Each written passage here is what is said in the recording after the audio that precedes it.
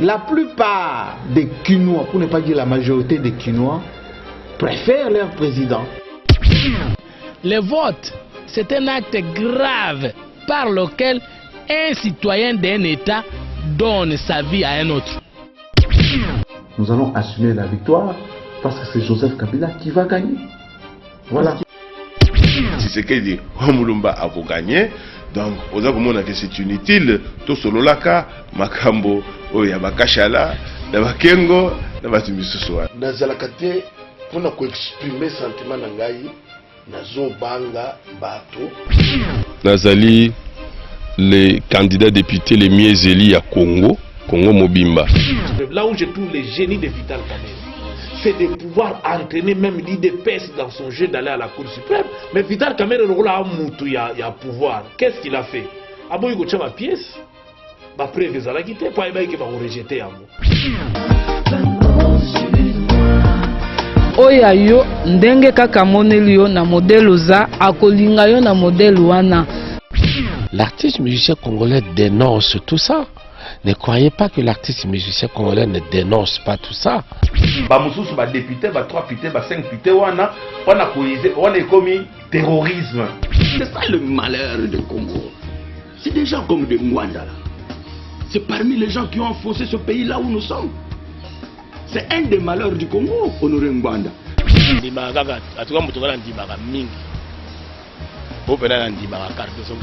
On a le père spirituel là bas Didi Kinwani banani rien même Didi Kinwani dans marité bilon bondi maray pour bilon mo la ngala ndi maray pour la loi le kena là la leki musique pour ngala mbongo ngala patron ya jeté ngala patron Naibi bango très bien Naibi bango bien. Félix Tshisekedi na olubengani saida parlement pazo ko sabino azogalar bozana Félix Tshisekedi mwana ya Tshisekedi oh combattant oh va venir le changement adamagalar nangana yoka kia pesa ngwa tane kolmo mbujimai. Et la diaspora a toute sa place, mais je parle de la diaspora responsable, je ne parle pas de combattant.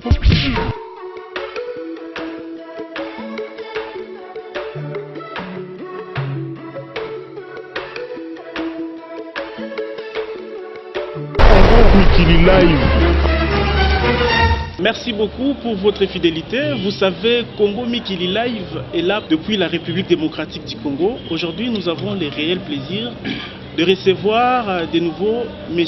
Mokia Gabriel, qui est le président du mouvement des démocrates congolais. Et il est président de ces partis politiques, membre de l'opposition. On va un peu poser quelques questions autour de la concertation nationale. Boyebi nenka na français balobi ba tractation ya concertation et bandi koto ba bengi ba kutana koto ba bengi ba sala boye. Aujourd'hui, on va un peu développer ce sujet avec le président Gabriel Mokia, dont je vous demande de garder votre attention dans cette émission à l'écoute pour en savoir un peu plus de ce qui va sortir de M. Mokia Gabriel, à qui je dis bonjour, Président. Bonjour. Président, et c'est mon angasu tokuta nayo le loto bete la bana mboka o bazota la biso masolo ya Congo. Ndenge na annonça qui concertation nationale, mais l'opposition semble toujours kozala na position na bango wana ordre dispersé ndenge ba français baninga koloba. Opposition, ezomona na ba mususu bandimi ba mususu baboyi. S'il faut que banda lelo bouti na bouti assemblée nationale ko kutana na ba présidium monsieur Kengo na monsieur Minaku toloba nini loba magikuna kona ko banda. Merci beaucoup. Liboso na présenté ba condoléances na ba musiciens oyo bakufaki sima na ngale na zalaki te Mbuta Mashakado Bimiombale Bakunde Hilo Pablo de Baba tokufeli pe sur sa souci matondo toyo kokufela sur lelo yo mission mususu munene ale moloto mokonzi ya mapinga babotoli biso ye pona tina Yesu. Alors je ne peux pas passer ça comme ça, na pesi condoléances na ma famille et puis na pesi contribution parce que contribution nanga na parole parce que nazala quitté. C'est vraiment humain. Alors pour nango, je peux vous dire que concertation ngai nde mutu na sengaka concertation depuis 2006. Oui. Pour amona que M. Kabila ndenga zo conduire mboko oyo mboka kokoma garé quelque part. Na 2007 ba rebelle baye bakunda ekosor. 2008 akanginga atienga na prison pendant 10 mois. Kakaboy. Parce que alingi vérité té. Ce que l'obika vérité il faut kanga. Je ne sais pas, il y a un plan ici pour l'élimination des Congolais et pour l'occupation de notre pays. Bon, na sengi concertation to tikeli ka mboko yo akogare on tala lero ninga gare mboka. Agare on na zamba ba rebelle pai crise économique donc sociale pai ba benga ngonini sécurité pai économie pai nyonso eza malade. Augmentation ya prix ya pétrole ils casse tous les jours. Et on a monnaie que il faut tout ça la concertation pour tout régler ba problème nyonso. Bon, et qu'on s'ajouter sur problème musu ndenge nini. Bana na biso nyonso baza na poto ba diaspora e kosol ba koko ya kotote. Soko yepa bo anera kokanga. Ah, ya anera kokanga ba mikolo mboka. Bande kuna biso baza na poto ba ya epa bote pona ni ebisa na longa averti de quoi? C'est que ba étranger de bazo gérer biso siko balingi bana na biso ba epa bote.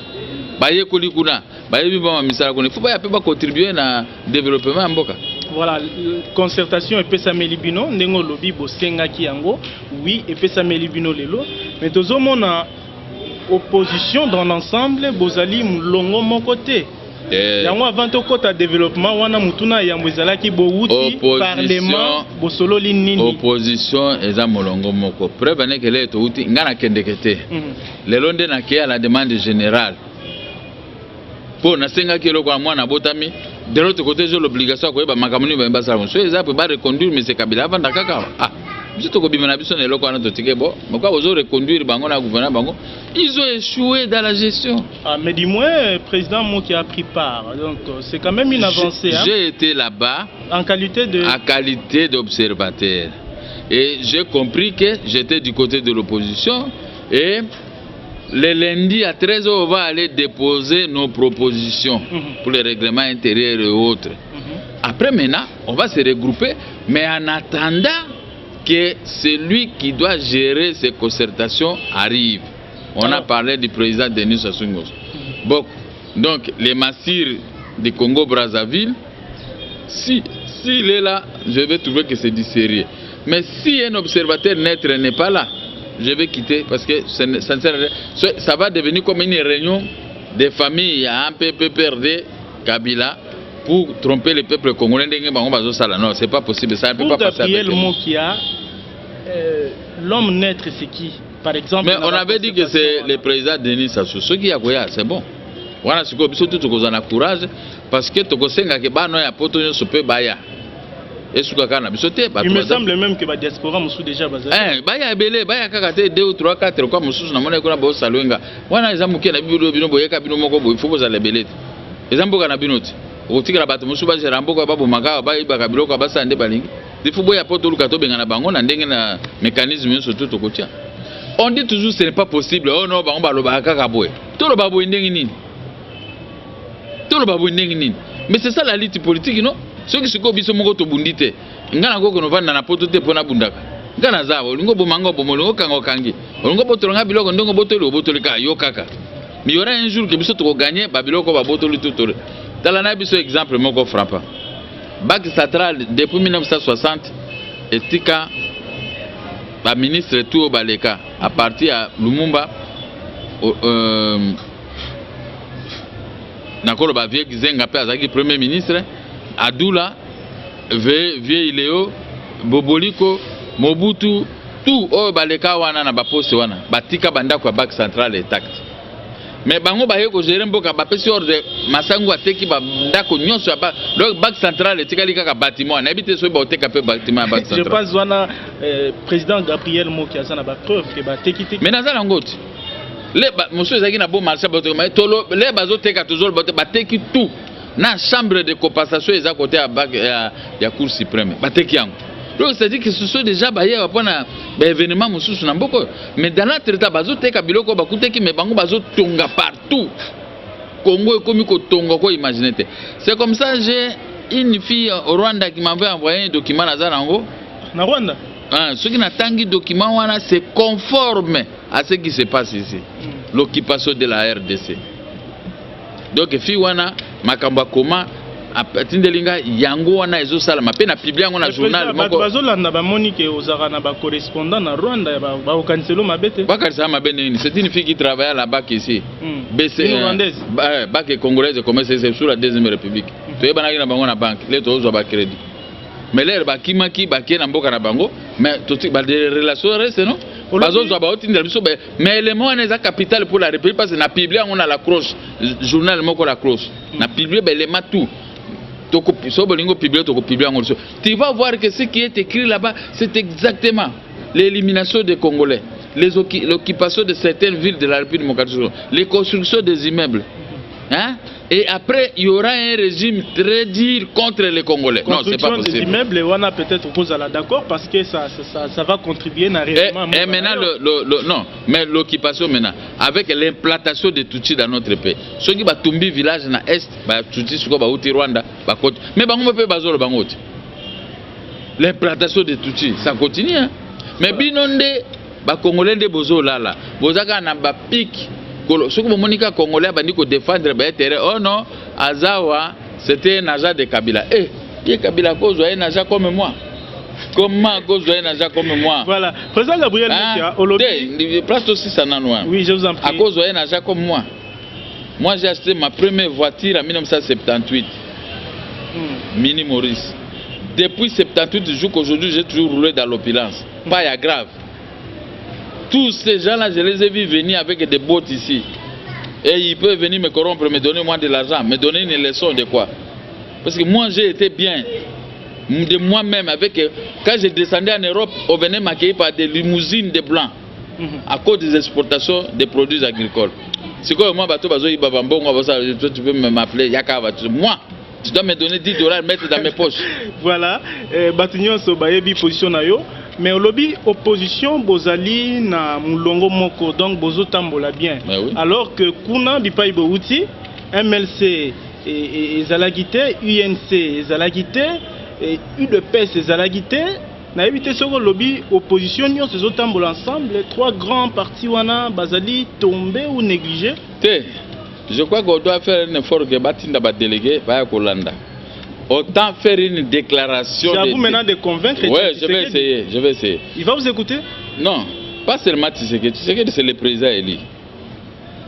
Tshisekedi, il est plus haut que nous tous. Lui, c'était un président élu. On a arraché sa victoire de force, mais peut-être avec... Bon, je vous en prie. Mais Tshisekedi, c'est le président élu. Et puis en plus, peut-être ce que nous allons faire, ça sera bénéfique pour lui. Vous allez faire quoi exactement? Ah non, ça je ne peux pas te dire. Mais si quand vous faites ça pour abonner à problème vous gardez ça le problème. Je ne garde pas. Mais mon tour soit Azama et Azo et ce que moi je suis en train de dire. Tu sais que du mal si nous tout au monde. Alors, donc c'est que des ambitions de Tshisekedi parce que c'est lui qui a été élu. Alors ce qu'on lingai, ce n'a qu'au Bundabitumba n'a pas victoire obéi. Donc c'est clair non? Alors bon, moi, je suis que boya na salle, bossa la proposition que simbite so domonique PPRD ampe majorité et tie bato na bango ba kengo minako tout ça pour ba dribbler biso na bino tout. Nous allons faire une déclaration d'assemblée to quitter tiki ba on a concertation bango qui n'aboutira à rien. Et cette démarche là bossa la ngokam. Mais moi-même la concertation oyo eko sila avant rentrée parlementaire. Je pense ndenge ba koma ki na ordonnance. Mais on a des numéros de téléphone pour appeler, parler aux gens, ça peut faire combien de minutes? Et qu'est-ce qui fait que divergence soit née là jusqu'à ce niveau? Divergence, c'est moi qui ai été. Bango peut pas zomona makamusu peut-être de biso de zomona te. Thomas Louaka a sala qui ba proposition na. Ce qui est pris en compte te, ba kozala te. C'est normal non? Il faut que l'opposition est plus réelle. Il faut que l'opposition s'exprime librement. Ce n'est pas que l'opposition a une décision. Non, ce n'est pas possible. Mais quand c'est une contradiction, Moutoumoussou soit lobby oui, Moutoumoussou soit lobby non, Moutoumoussou soit lobby oui. Alors que ceux qui ont encore divergence, ceux qui divergence, il y a idée na bino ekoti, ils ont fait ça boulou boulou la population. Oui, dernier gouvernement, il y a Israël. Au moins des premiers ministres, Abimaki, au moins n'a peiné pour constituer majorité. Chipili n'a pas eu en retard. Donc, pour sauver les fils d'Israël. Et ça, c'est divergence. Attends, au long de au moins, l'Italie, ça m'a dit, ah, nous, si ce type-là, on ne vient pas. Même les opposants, non, on ne vient pas. Mais Tika Bango va s'exprimer, c'est à vous de les convaincre, monsieur. Il faut essayer de convaincre les gens. Gabriel. Au gouvernement, dans le monde, toi, tu vas aller en Israël, s'imposer le corps de Premier ministre, vous venez. Tu crois que tout le monde va venir? Oh, je te nomme ministre, il faut quitter la partie. Même peut partir, il faut voir que c'est là qu'on est besoin même direction pour la tel point. C'est la même chose. Même la même position. Puis vous êtes gentil et vous acceptez tout le monde alors que quant à votre frère Christian Badibangi, n'a cité juste parce que Nalandi va proposer la télévision, lui il dit bah Moussou Baza ba opposanté, mais quand il s'accroche na ba concertation na yo na monyo trop gentil, vous mêlez tout le monde comme opposant, alors que lui il déclare que ba Moussou ba casquette wana ba pirata yango ba tripota yango casquette à Tshisekedi. Bon, je ne vois pas qui travaille là-bas au nom de Tshisekedi. C'est quoi? Ngana bimi prison pour na ka kofinga ka ba opposant ko discuter avec les gens. Moi on m'injurie beaucoup, mais je fais répondre à celui qui m'injurie. Mais il y a ceux qui a joué ligne à kofinga bateau, ya ko déconsidérer bateau. Wanezaye. Mais moi on ne m'a pas éduqué comme ça. Vous comprenez? Na kokota ni na vie na ye, ni côté azali, ni moto la moto, chacun est responsable de sa vie. Pour nga na koya batena vanda ba opposant bazana ba nofinga bon parce que je dis je suis opposant souvent ba nofinga ba opposant pour c'est que naza suis opposant. Présidium installé secrétariat technique oyo eko kamba oyo eko sunga ko kamba ba concertation nationale lokola ezali concertation nationale bino bolingaki topé ba opposant mingi balingi que na bureau wana ba opposition pe bazali tolo balelo lokola bureau est installé. Vous vous retrouvez, ça veut dire les opposants aussi sont là. Bon, qui est lobby que il y a des opposants, batona bazakuna bango motobatia. À lobby tu as des opposants. Bon, il est dans les institutions, il obéit à M. Kabila jusque là. Il y a un autre douter dans bango. Que cette histoire-là puisse aboutir à un résultat que tout le monde attend. Dans un douter dans bango parce que c'est lui qui obéit à l'ordre de Kabila. Il ne peut pas gérer les opposants comme nous. Kengo ne peut pas nous gérer. Mais ils attendent de parler. Et ils rêvent. C'est ce qu'ils rêvent. Or, chez nous, ce n'est pas ça. Vous comprenez? Il y a une divergence, c'est ça. Alors, ce qui est. Alors, bien, ça, la makamanga, ça, là. Excusez-moi. Asala ndinga lingi. Mais quoi aboutir na nini? Parce que tous on a la case de départ, ça dit que là moi salamité concertation salamité motomoka qui peut angoter. Donc tous on a la case de départ. Mutuna mususu amné nezali que oyo tozo kende déjà vers 2014. L'élection prochaine ezali na 2016. Concertation oyo souci ezali vraiment nini? Bato ebele bazo ki mambangu ça et là. Souci majeur ezali nini na mitu surtout ya ba opposant mususu kozwa moi et tenia musala oyo président monga lokola po umeli mingi na prison ozo ata ministère moko boye na zwika d'emblée na lobika ministère à finance tellement yo commerce oyebi yango lingi mbongo mingi to tiaka côté akuna président monki ya ministère à finance yepe avancer makambo mais 2016 siko ko mandenge nini Laurent Désiré Kabila tinda bato ba proposer ngai to travailler na bangolé nazaki na résidence officielle na côté à Grand Hôtel quartier des ambassadeurs. C'est ma résidence. Que non, je ne peux pas travailler comme ça. Bino mozoki mindo ki bobomi bato boye beaucoup tinga nga na kimité parce que je ne me reproche pas de quelque chose. Mais finalement président Moki a voulu risquer ne pas travailler na mboko. Mais oui. Alors sikoyo na longwana ko sala na bino comment je vais être considéré par mes amis, mes frères ko so boba kufi. Je dis non, je n'entre pas. Le gouvernement il a marqué de respect à Laurent Désiré Kabila. Batindi Mwenze Congolo a sali un arrêté d'expropriation pour cause de l'utilité publique. Babotolinga banda konyos pour akuta na Mwenze Congolo pele lokuna na epesa na kende kinabi bango pe baye nabi ole kinanga ça va na sina limbisa yo na beti kana mokongo Pesa nimbote. Ah mais bon ngana za ne problème so boto linga eloko nde c'est yo communal. Poto ko kufa to kotika ngo. Oh immeuble ngana zotonga 2 briques 3 briques depuis deuxième république. Mais ceux qui na kufi ngai nde na ko contrôler ngo susu. Parce que bakuta inga na immeuble na recevoir ka bato nyonso awa. C'est mon bureau ngana luka bureau te bureau musu eza na ville oh bango babotole. Mais c'est rien du tout. Mais le quoi bango babotole inga ba bien pour d'abord travailler na bango. Mais ngana toujours, je ne vis pas dans côté prison. Qui m'a déjà envoyé même $1000? Personne. Dans côté prison, tina ndenge na bimi.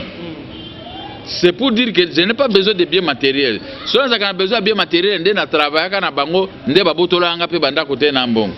Mais bonne naza na 900 000 on a kango mukoloni soki bino ba ebozo kanisa kosala malamu pona ba congolais bolingi ata kosala. Tozo kasi yango na ba concertation aboko mona pe makambo malamu ebimi. Ke bozo ankita. Ah. Comme on peut makambo malamu ebimi. Bongo ngai pena na se déplacer kasi na kiko na pona lukani. Parce que naza na boya ngai ide na mutu. Point. Pour votre intérêt.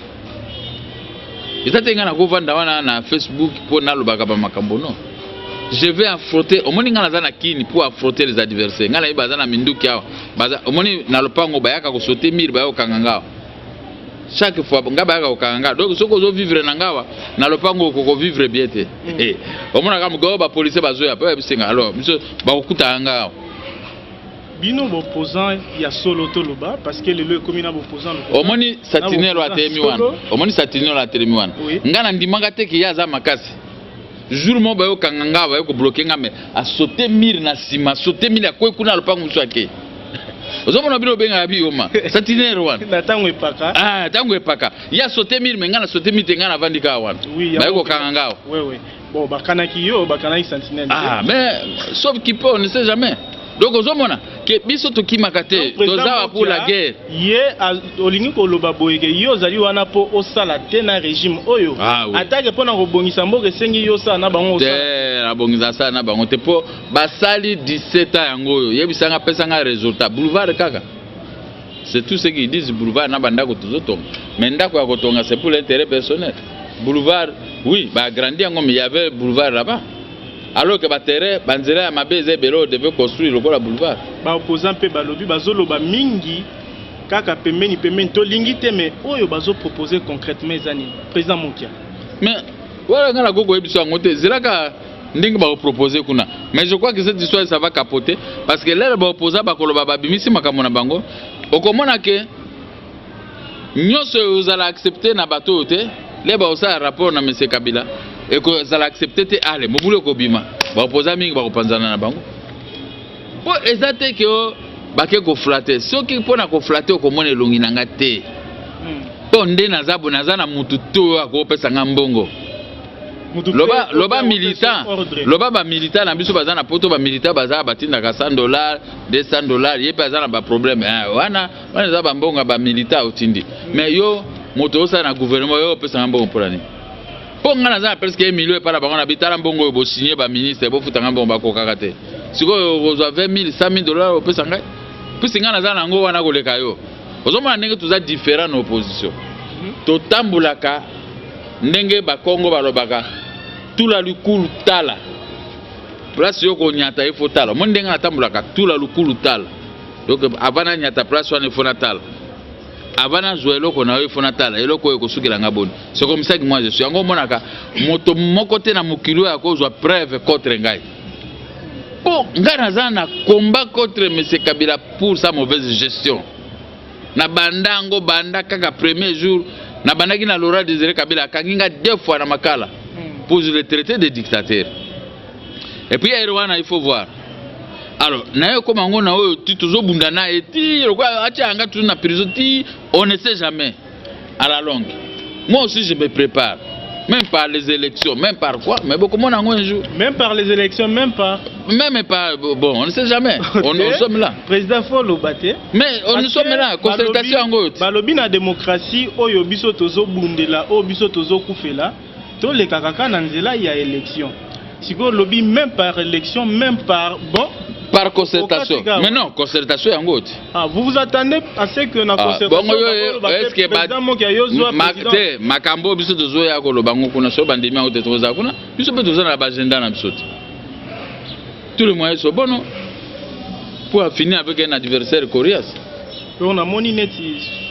Biso za ba M23 to bazoka mindu. Donc comme na 4e république parce que batumusu ba lobby train ya makamama pono mezui et marche et bongi ata ba concertation yango bolekisi yango so ina ndenge ni bokolekisa mais botiki quand même logique wana 2016 boye muto asali 2 mandats tout ça a tiki et bonga mais ce qui concertation nationale et lobby président Mokia avandi wana makambo komi carte changer te bon so ngana avandi wana zanga na ovandi wana obana ga po ba 9 mois ou ba 10 mois pour organiser l'élection à vrai oyo oyo ovandi na po biso za ba démocrate ngana ko ya ono pesa nga pouvoir ofele na fana pour na yeto bandi za programme mbongo yango to kosala bonani mutako organiser l'élection oyo oya ko gagner za to l'élection ba zo organiser déjà muto gagner ba ebier déjà avant c'est pas possible train soki ezo kima pe mbango ko soki train oyo kwa kikuna na Espagne soki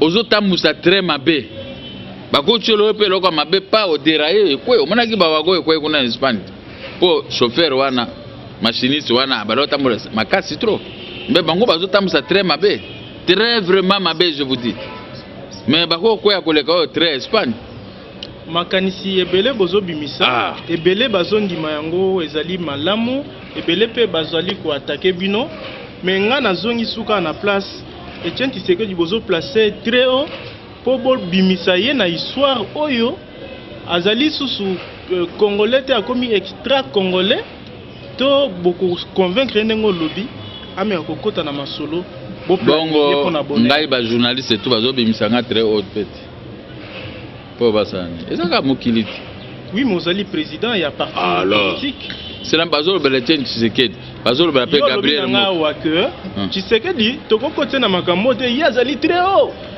il est extra congolais parce que il a gagné ba élection ba yibi yango c'est normal.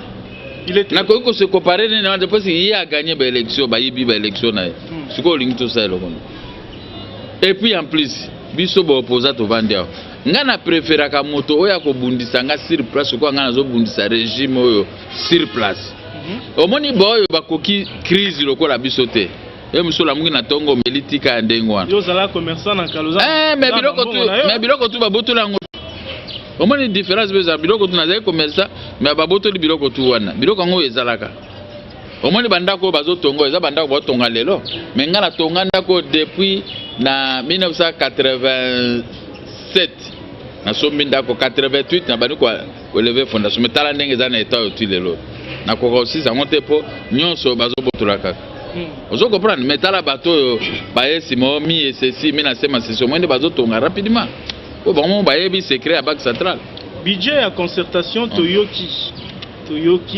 soit 5 millions de dollars soit 7 millions de dollars toloba mbongo wana nyonso ezali kaka pona makambo wana eza mbongo na bango moko bato pouvoir 5 millions ba kopesa na mbongo ya république ba kopesa na ba bimisi occasion na po ezongela bango.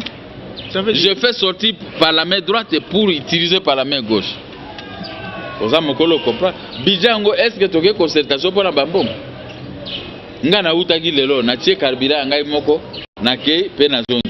Est-ce que nous kuna ko pesa ngambo? Bon, yebisanga na mbongo pour faire quoi avec cet argent?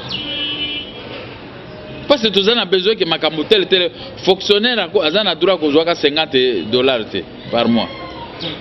Basi ya ba veuve militaire bazwaka ba 13 000 francs. Yango na tuna kikengo. Est-ce que yoso ba ofuto 13 000 francs ko li yango ti les 30. 13 000 francs. Même pas $1000 mais 13 000 francs. 13 000 francs ko représenter combien? À peu près $15, 12 ou $15. Est-ce que yo ko li a $15 di promo 30 malade ka wana transport ka wana? Omoni makambo ezo ko revolter ngo ezo to kende na fana ina ndako na yo mais le na yo kanisa makambo ba $15 payé aux gens makambo ba $35 40 na refuta rabino bazo futa ba fonctionnaires de l'état policier militaire na kolala nini po ba musu amona anga na $100 na pesi wa yebo nga na za problème na $100 na pesi na $50 na pesi parce que ndako fonctionnaire bazo bengana na ndako afuta ka $50 ngana zui na pesi $100 $50 pesa mama ba na $50 futa ndako na sala yango parce que na za kutu na tako yo ko lo belanga mingi te alors mal wana ngana ko s'attaquer na nano asayeka na pouvoir mutazo futa bango ba 50 000 francs. Il vous arrive aussi président Mokia au kitinet yoza pembeni bureau na yoza pembeni ya Ista. OK, université moko songolo o meki pe ko vendre ba étudiant oyoki makanisi na bango par rapport à ma bongisi nyonso o bozo sala. Bayaka ndao. Soko tuni ba témoin baza bango de bayaka tous les jours. Ba campus na ba Ista bango to bayaka. Parce que Kosoenga na kitiku ne pas na bango, la police eko bomba bango beta la différence. Constat ezali que bino ba politique bozo se concerter kaka bino na bino ba descendre sur terrain beaucoup type moi public po bino bona ba parti minene bozana ba militant ebele boyoki pe public wana bazo réfléchir mais wana na kendeki avant-hier na baki moko na ville. Na kota na kuti ba parlementaire debout. Président Yowana trouble bimi wana na ye na koti na kata parlementaire debout na lobby de discuter ici pe na bimi na koti na banque. Donc de votre part tout ça la gango. Mais oui à tout moment. Mais ngande na pas de téléphone ngé so na ga réunion so pas ni. C'est pour s'exprimer, mais expliquer devant ba étudiants devant peuple ba toujours surtout n'importe quel coin de la République on a des téléphones. Nous on explique mais pendant les élections maintenant les actrices avec des armes, qu'est-ce que vous voulez qu'on fasse? Moi, je n'ai pas une arme, mais pour aller me mesurer avec tel. Mais moi, j'ai ma bouche pour se mesurer avec X qui n'est pas capable pour venir m'affronter. Mais j'ai demandé un débat contradictoire avec M. Kabila, le Premier ministre. C'est tout qui ça connaît. En qualité de... En qualité, mais en tant que politicien, on doit faire un débat. Moi, je vais te connaître pourquoi vous payez les gens 60 000 francs. Pourquoi vous payez... Pourquoi il y a la guerre, vous n'arrivez pas à terminer cette guerre. Mais je crois que les gens m'ont... Oh non, le président ne peut pas venir. Oh non, le président ne peut pas... Mais moi je dis, mais je suis son adversaire politique qui vient dans un débat contradictoire. Et qui a répondu? Ces gens ils répondent, Agoyate, il ne peut pas venir, il ne peut pas donner des coups. Oh. Je vais lui donner des coups. Président Mokia mal réputé. Non, je ne suis pas mal réputé. Alors quand on dit que... Pourquoi je vais lui donner des coups? Un président de la République, lui, il a sa garde. Tu vois, moi, je n'ai pas de garde. Moi, je suis comme ça. Je me promène à tombeau ouvert. Point. Mais lui, il doit venir. Nous sommes là en deux. Je l'ai fait avec certaines personnes de son obédience. Mais je crois qu'il a compris. Il doit venir débattre avec moi. S'il veut, j'amène les gens de la Monique. Lui, il amène ces gens. On est là pour nous garder, nous deux, dans un débat contradictoire avec le Premier ministre. Mais parce que... Non, il m'a bêté, mais c'était un débat. Comme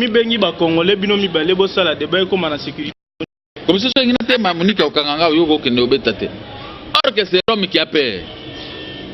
Moi, je me suis jamais battu. Oui, ça m'a dit que besoin à la veille de la révision constitutionnelle,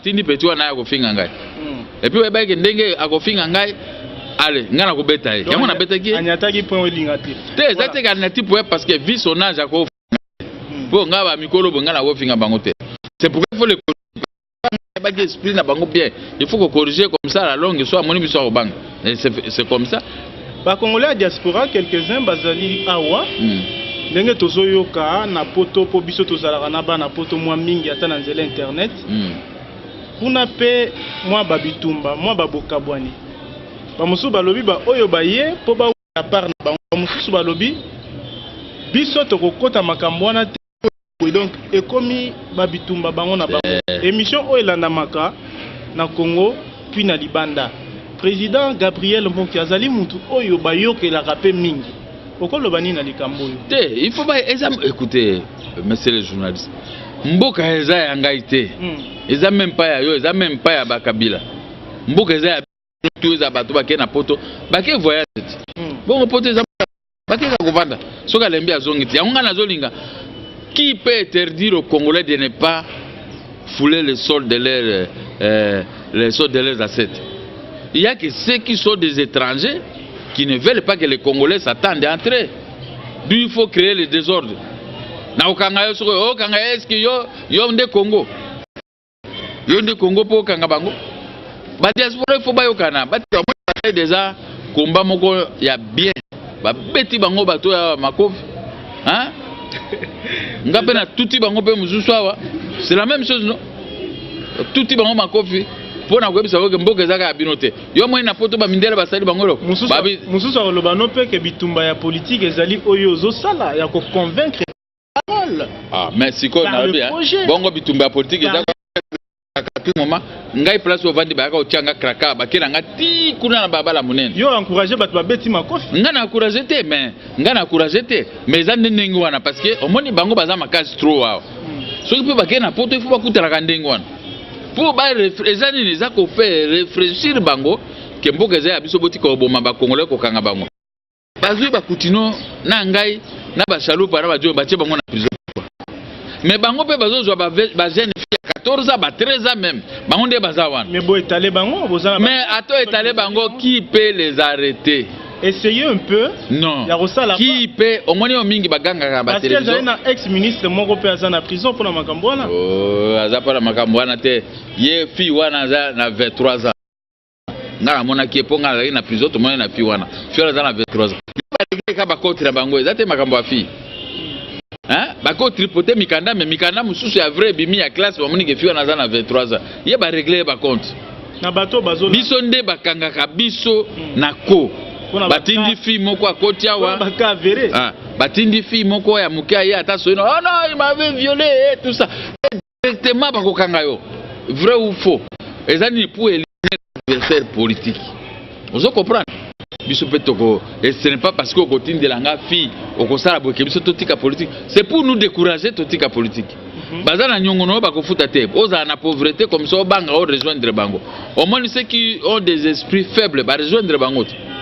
Et te na otanga koma belé baké mais ngana kozwa ko te pona ebiki ngana yawa na pola lingi ata opposo kende kuna oh ese ngana ko banga prison ngana koti prison 8 fois alors siko prison ezala tinani na koti prison mais na bimi prison na ke kolela patron de patron Jean Mbemba paix à son âme c'est que Jean Mbemba dit parce que j'étais sur transitaire il fit un moment à conteneur que des poteaux ça transitait par moi na tinda wana matadi na ile ba connaissement maritime parce que je suis aussi un bon transitaire j'ai étudié pour ça mais là nakuta ki vie wana la liboué na cercueil je me suis dit tout est vanité vie na patron de patron grand patron patron de patron na bengende ngwana na benganga lek même 23h, même 2h, 3h du matin, il m'appelait pour me poser la question si j'ai embarqué le conteneur la nuit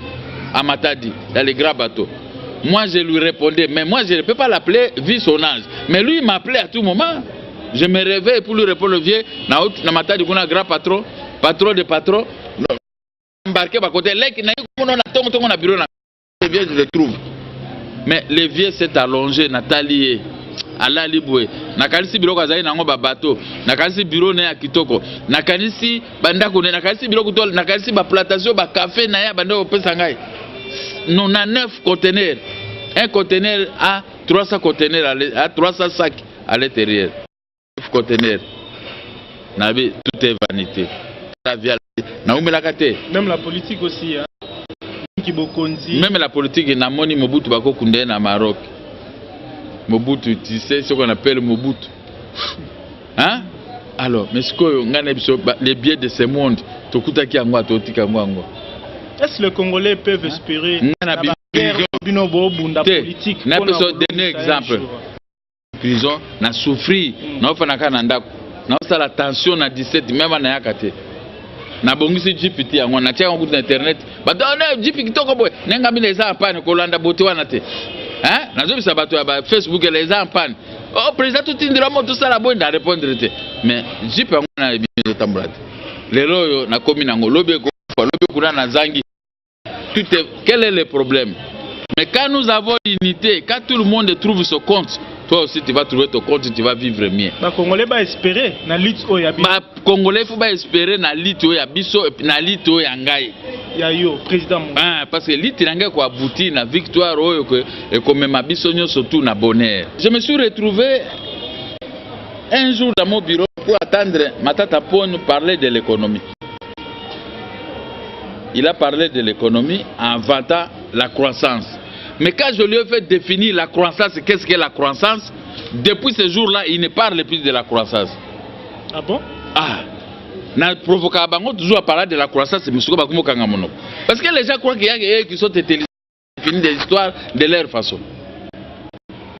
Je lui ai fait dire la croissance, c'est l'augmentation de la production par rapport à l'année dernière. Dis-moi un peu, l'année passée, le Congo avait produit combien? Et dans quel secteur? Oh, moi qui ai pour la Toko Kangaé, vous voyez comment je suis toujours Kangaé. Il y a ce qu'on appelle ça bateau leçon. Mais je vais vous donner une leçon parce que moi aussi j'ai des ambitions. Avec mes ambitions, je dois étudier mot par mot quand vous prononcez un mot.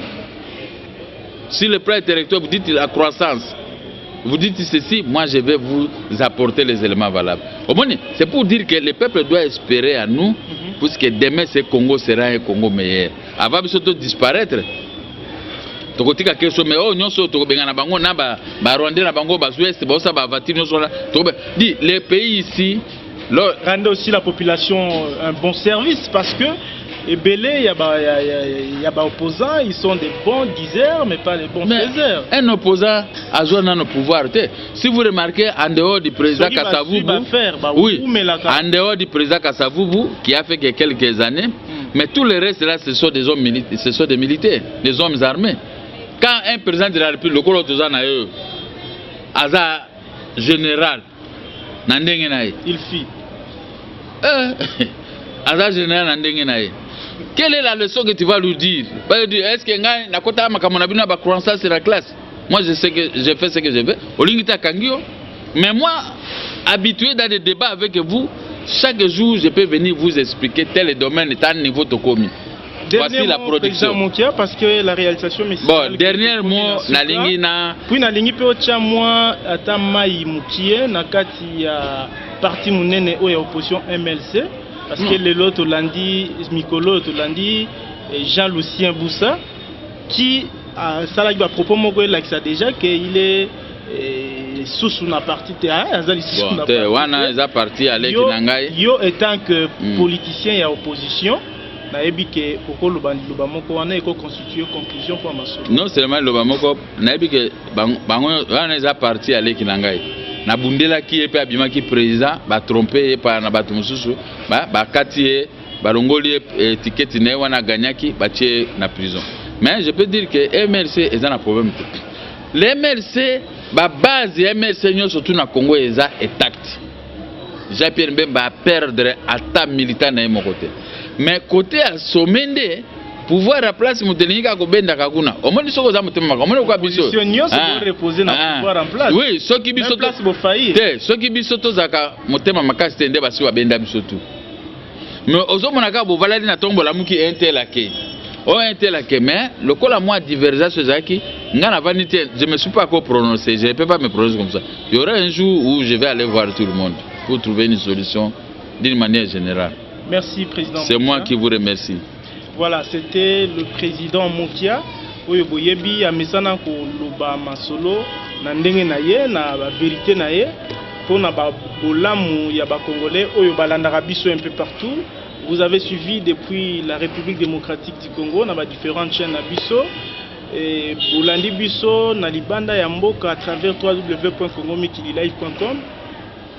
Numéro Ezali, au sali ba réaction, boîte et commentaire Ezali wana, je crois, président Mokia Azali, toujours l'internet, il aura le temps de relandaper ma préoccupation nabino. Si quelqu'un semble être indigné par rapport à ma propos au président Gabriel Mokia à tenir, notre porte est grandement ouverte pour ma réaction et à Batunyonso.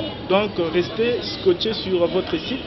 Merci à toute l'équipe technique, merci à Mardoché, merci à Ken et tous les amis qui nous ont assistés. Moi je vous retrouve très prochainement avec le même plaisir. D'ici là, restez toujours sur www.congomikililive. Au revoir.